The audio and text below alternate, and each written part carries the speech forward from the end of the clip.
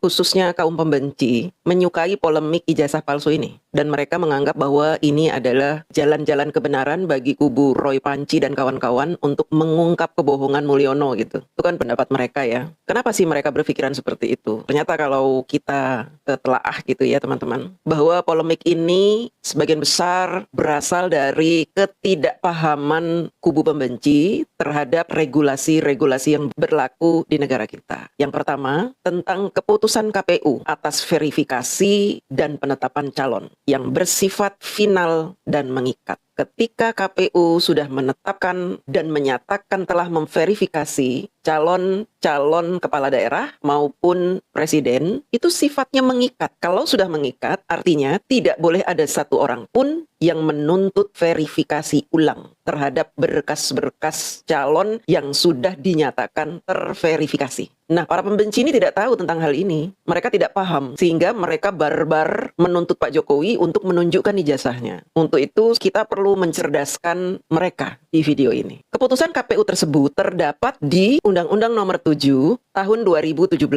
Pasal 178. Nah, keputusan KPU ini bisa gugur ketika digugat ke MK dan MK mengabulkan. Atau melalui Bawaslu untuk kepala daerah. Jadi karena Pak Jokowi itu presiden, maka bisa gugur keputusan KPU ini ketika digugat ke MK dan MK mengabulkan. Tapi kalau untuk kepala daerah melalui Bawaslu, sudah cukup. Kasus ijazah Pak Jokowi ini sudah menghasilkan ketetapan KPU ketika Pak Jokowi mencalonkan diri di Wali Kota Solo selama 2 periode, kemudian di Gubernur DKI Jakarta, dan sebagai Kepala Negara di Pilpres 2014 dan 2019. Kali lagi, keputusan KPU ini yang sudah dilakukan selama 5 kali, itu bersifat mengikat, tidak bisa diganggu-gugat, kecuali ada gugatan yang disetujui oleh MK untuk Presiden, dan oleh Bawaslu untuk Kepala Daerah. Tapi kan tidak ada gugatan yang diokekan oleh MK maupun oleh Bawaslu. Sehingga kita bisa menyimpulkan di awal-awal ini bahwa gugatan yang dilakukan oleh TPUA melalui Bareskrim atau melalui PN gitu ya yang ada di Surakarta maupun di Jakarta, itu semua hanya siasat untuk menjatuhkan value-nya Bapak Jokowi, menjatuhkan moral Pak Jokowi, menjatuhkan harga diri Bapak Jokowi. Ada apa mereka melakukan ini? Tentu ada kepentingan politik di dalamnya. Salah satunya yaitu dendam dari sang bohir dan mafia-mafia dari kubu yang kalah. Tuntutan TPUA terhadap transparansi ijazah Pak Jokowi ini sungguh bertentangan dengan regulasi yang berlaku di negara kita. Mereka ini, pengacara-pengacara yang ada di TPUA ini sebenarnya memahami tentang regulasi ini, tapi mereka pura-pura buta tuli. Apa saja sih regulasi yang bertentangan dengan keinginan TPUA ini? Nanti kita akan bahas satu persatu. Namun sebelumnya saya ingin memberikan pemahaman dulu ya. Ketika ada seseorang yang menabrak regulasi, artinya pihak yang berwenang pun berhak untuk menolak tuntutan yang menabrak regulasi tersebut. Makanya jangan heran ketika PN Surakarta menolak tuntutan mereka terhadap keaslian ijazah Pak Jokowi SD, SMP, SMA. Itu ditolak oleh PN. Karena pengadilan negeri itu tidak punya kewenangan untuk melakukan pengadilan terhadap isu ijazah yang sebenarnya sudah ada payung hukumnya, yaitu tadi keputusan KPU. Ada 5 keputusan KPU ketika Pak Jokowi mendaftar sebagai calon wali kota 2 kali, gubernur 1 kali, dan presiden 2 kali. Ada 5. Karena TPUA ini sudah menabrak konstitusi, maka pihak-pihak yang berwenang berhak untuk menolak itu. Dan kita juga tidak perlu heran ketika Bareskrim, Mabes Polri pun tidak menindaklanjuti laporan mereka. Justru yang ditindaklanjuti adalah laporan Bapak Joko Widodo terhadap mereka. Laporan mereka ditolak, di mana-mana ditolak. Ini yang menjadi menarik dan kita bisa ambil kesimpulan bahwa mereka ini memang orang-orang yang hanya ingin melakukan kegaduhan di negara kita. Ketika mereka ditolak karena mereka sudah menabrak undang-undang, mereka berteriak nyaring di medsos-medsos, di media-media podcast mereka berteriak nyaring, bahkan difasilitasi oleh televisi-televisi yang pro terhadap orang-orang yang menabrak konstitusi ini. Mereka berteriak katanya, PN sudah dibayar Pak Jokowi, polisi dibayar Pak Jokowi. Kalau Kapolri tidak diganti, kami tidak mau. Kalau hakim-hakim tidak diganti, kami tidak mau. Kalau bla bla bla bla bla bla, ini adalah sebuah pengkebirian suara rakyat katanya begitu.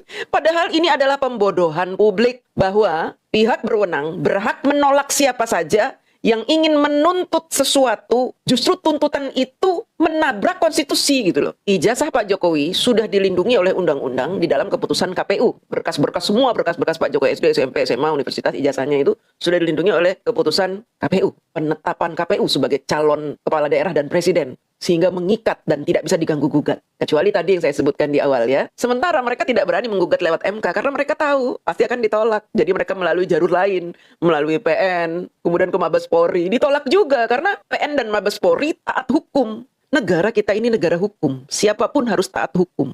Nah, orang-orang ini ingin membodohi masyarakat supaya masyarakat menolak hukum-hukum yang berlaku di negara kita. Makanya saya ingin memberikan pemahaman. Karena channel saya ini kan menolak disinformasi, fitnah, dan kebencian. Disinformasi inilah yang di video ini akan saya jembrengkan semuanya. Bahwa mereka memberikan informasi-informasi yang salah, menyesatkan. Peraturan tentang ijazah asli. Teman-teman harus tahu ini peraturan tentang ijazah asli. Sehingga teman-teman bisa berlindung dengan menggunakan peraturan ini supaya teman-teman tidak dilecehkan dengan tuduhan ijazah palsu. Ini adalah payung hukum bagi orang-orang seluruh rakyat Indonesia yang mempunyai ijazah asli. Ini perlindungan hukumnya. Ada 6 perlindungan hukum. Yang pertama, Undang-Undang Nomor 27 Tahun 2022 tentang perlindungan data pribadi. Pasal 3 ayat 1. Data pribadi seperti ijazah adalah informasi sensitif dan institusi seperti UGM wajib menjaga kerahasiaannya. Jadi berdasarkan undang-undang ini, UGM wajib menjaga kerahasiaan informasi pribadi terhadap mahasiswanya. Kecuali diizinkan oleh pemilik data pribadi tersebut atau diperintahkan oleh pengadilan.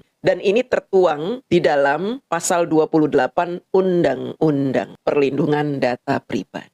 Itu yang pertama, teman-teman. Yang kedua, verifikasi ijazah hanya boleh dilakukan oleh otoritas resmi seperti Kementerian Pendidikan, Kebudayaan, Riset dan Teknologi via Pangkalan Data Pendidikan Tinggi atau Dikti, atau pengadilan dalam proses hukum sesuai peraturan Menteri Riset Teknologi Pendidikan Tinggi nomor 59 tahun 2018. Yang ketiga, dalam kasus hukum, Bapak Jokowi hanya wajib menunjukkan ijazahnya, ijazah aslinya, kepada hakim atau penyidik resmi, bukan publik, atau pihak-pihak seperti TPUA dan aktivis. Ini termaktub dalam Kitab Undang-Undang Hukum Acara Pidana, KUHP, pasal 184 tentang alat bukti sah. Teman-teman harus tahu ini ya, supaya teman-teman tidak dibodoh-bodohi oleh orang-orang pintar itu yang membodoh-bodohi kita semua. Mereka sebenarnya paham tentang undang-undang ini, tapi mereka menutup-nutupinya supaya kita bodoh dan percaya omongan bullshit mereka itu. Selanjutnya yang keempat, Bapak Jokowi pernah menjabat sebagai pegawai publik, wali kota, gubernur, presiden. Dan karena beliau sudah terpilih sebagai wali kota, gubernur, dan presiden, sehingga data-data beliau dilindungi oleh keputusan KPU. Kemudian yang kelima, peraturan KPU nomor 1 tahun 2020